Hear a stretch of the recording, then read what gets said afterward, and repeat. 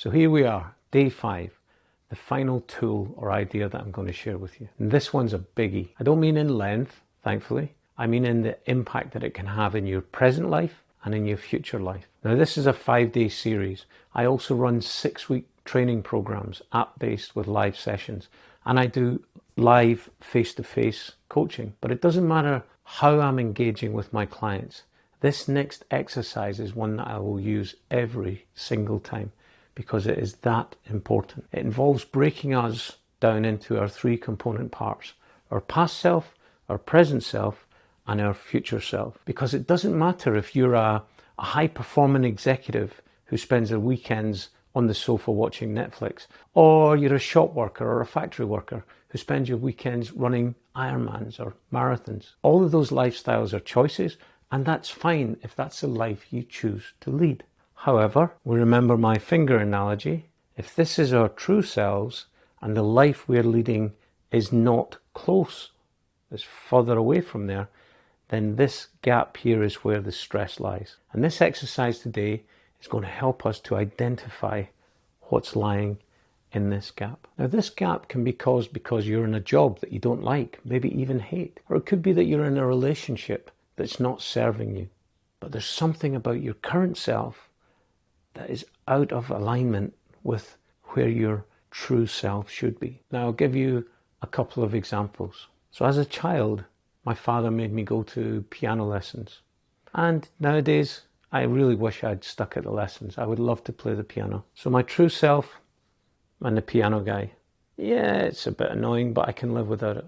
However, when I go back 30 years to my first marriage, when we were so misaligned that I was way over here until such times as we made the changes to our lives.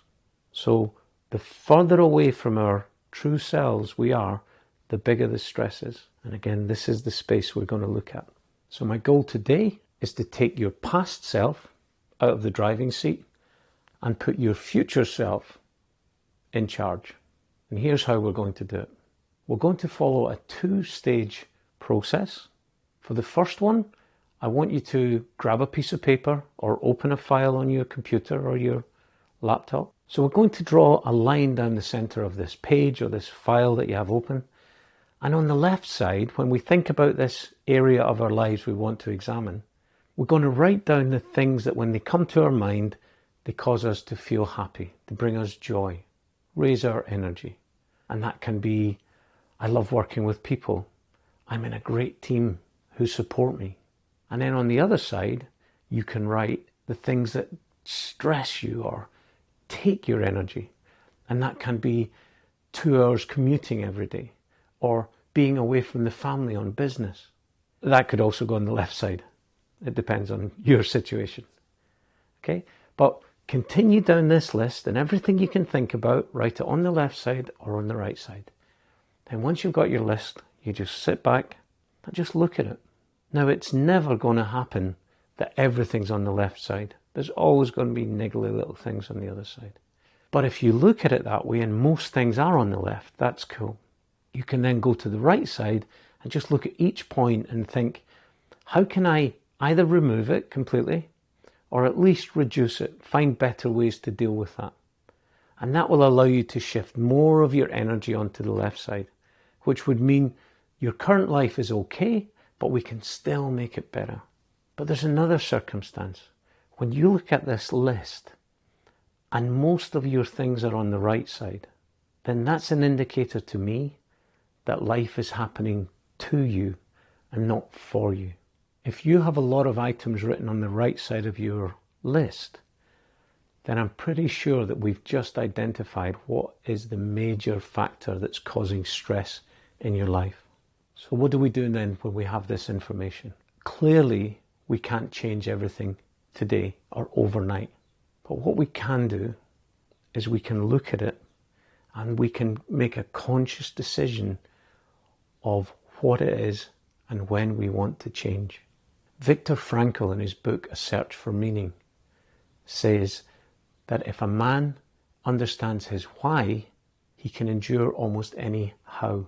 So just knowing that even though we can't change it today, We are building a plan and a strategy to move us away from this thing that's causing so much stress in our life. So that brings us to part 2 of my plan. And we spoke about past, present, and future self. Well, what we're going to do then is, you've got your list of information and you know the things that you want to change. So I want you to visualize a future version of yourself, your future self, and really go down into the details. Where would that person be living? Where would that person be working? What job would they do? What clothes would they wear? How would they stand? Really go into this imagination piece of the future version of yourself. Because what we're going to do then, and this gets a bit weird, you know that voice you have in your head? Everyone has it. It's known as the inner critic, and it's called that for a reason. That's the voice that tells you you're not good enough. You'll never be able to do this. Everyone has it to some degree.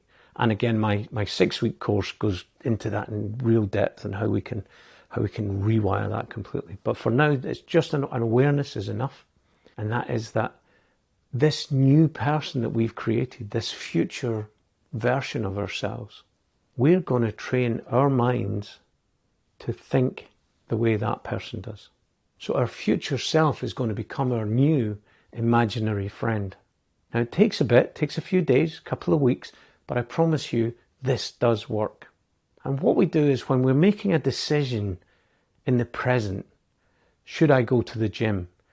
Should I read this book? Should I not watch another episode on Netflix? Should I not go to the fridge? What you do now that you've created your new imaginary future friend is you think, what would that version of me say? What would that version of me do or not do?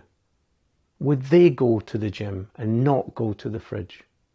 And that makes it so much easier to overcome either the procrastination of not doing something or the temptation of doing something that you know doesn't serve you.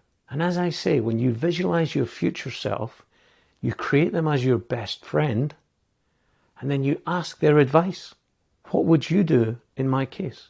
And what happens is, slowly but surely, this becomes your new inner voice. And in a matter of weeks, your future opinions, your future beliefs become just how life is.